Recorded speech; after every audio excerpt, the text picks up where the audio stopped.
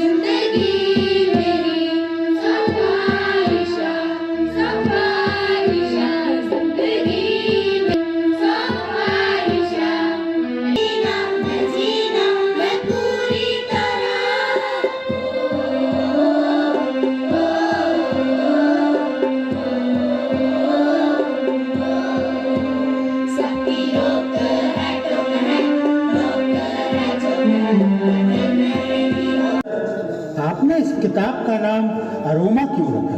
जो आपने अभी इस बड़े पर्दे पर कहानी देखी है वो मेरी ही थी। एक वो बच्चा जो शायद कभी अपने माँ बाप के महत्व समझ ही नहीं पाया था। हर एक इंसान की जिंदगी में उतार चढ़ाव, सुख दुख, आशा निराशा सभी आते हैं, लेकिन सोने की तरह वही निखरेगा जो सोने की तरह तपेगा। अपनी हर एक भावना का महत्व समझकर उसे एक सही दिशा देना ही जिंदगी की पूंजी है। एक महीने के बाद ऋषि ने बड़ी मुश्किल से पैसे इकट्ठे किए और घर वापस आ गया। कहाँ था तू अब तक? कहाँ था? बता मुझे। माँ वो कहाँ था? बता बेटा, कहाँ था? मुझे थोड़ी सी भी शर्म नहीं आई अब तक? पता नहीं मेरी परवरिश में कहाँ कमी रह गई थी। बता बेटा, बता।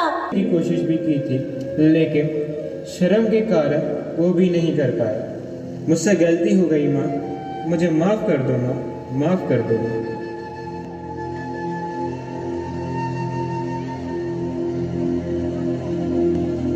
भाई तू अंदर आ जा।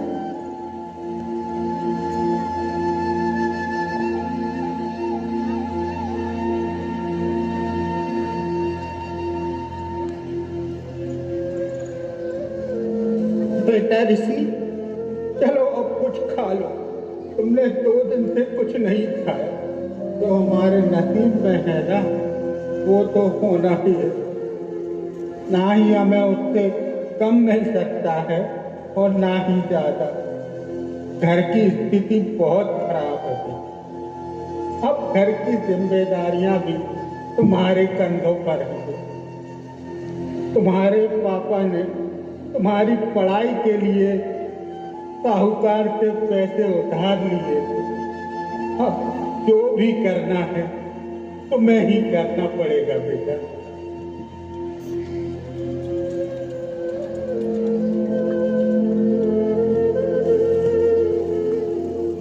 दादाजी के समझाने के फलस्वरूप ऋषि के अंदर एक नई प्रेरणा उत्पन्न होती है और अगले दिन वो कुछ कंपनी में इंटरव्यू देने जाता है।